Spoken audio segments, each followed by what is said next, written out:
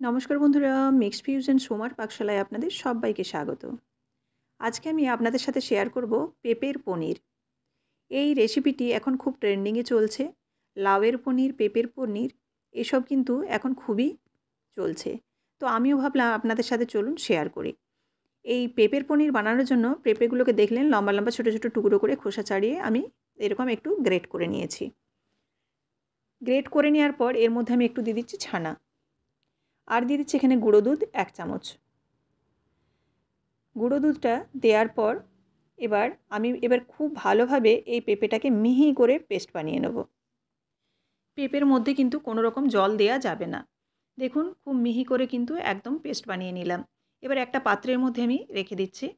পাত্রের মধ্যে পুরোটাই বের করে নেব। বের করে নেওয়ার পর এতে আরও বেশ কিছু উপকরণ মেশাবো, যেগুলো না দিলে কিন্তু পনির একদমই হবে না, অর্থাৎ একদমই পনির উঠবে না।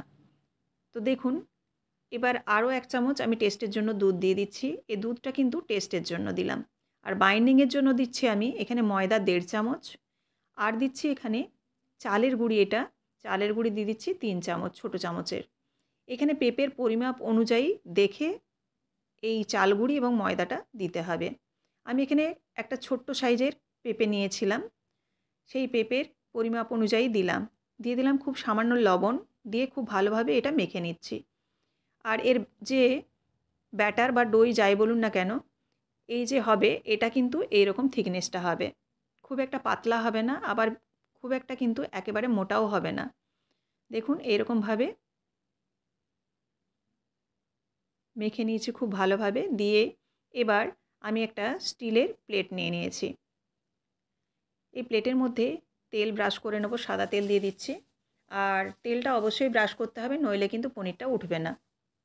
পেঁপের গুণাগুণ সম্বন্ধে আমরা সবাই জানি। পেঁপের প্রচুর গুণ আছে।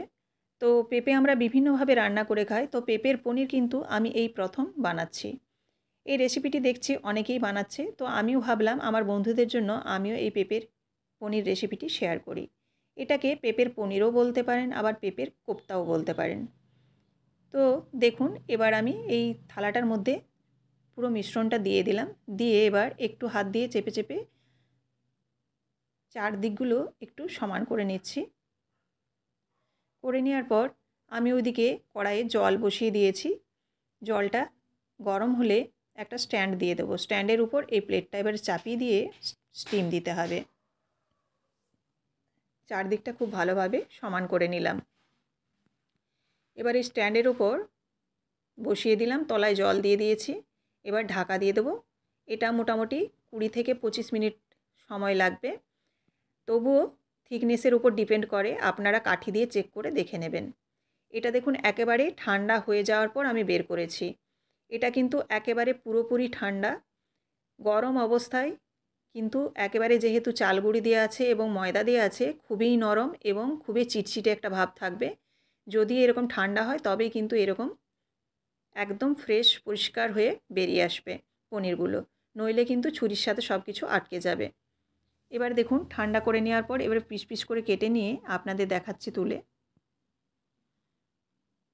খুবই নরম, যেহেতু চাল গুঁড়ি ময়দা আছে, সঙ্গে গুঁড়ো দুধও আছে, তো সেই কারণে কিন্তু ভীষণই নরম হয়েছে।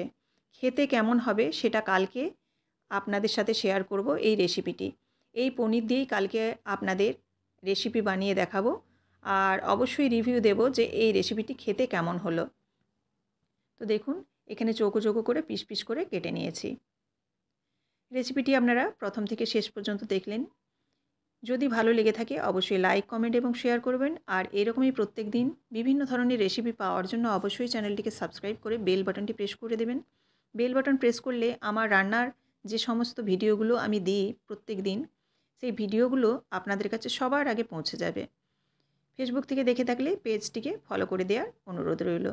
দেখুন এখানে চৌকো চৌকো পিস করে আমি রেডি করে নিয়েছি। আর আজকে আমি রান্নাটা দেখালাম না, কারণ ভিডিওটা অনেকটাই বড় হয়ে যাবে। কালকে আপনাদের এই পেঁপের পনিরের রেসিপি নিয়ে আবারও হাজির হচ্ছি। খুব নরম হয়েছে। আবারও দেখা হচ্ছে আগামীকাল। ধন্যবাদ।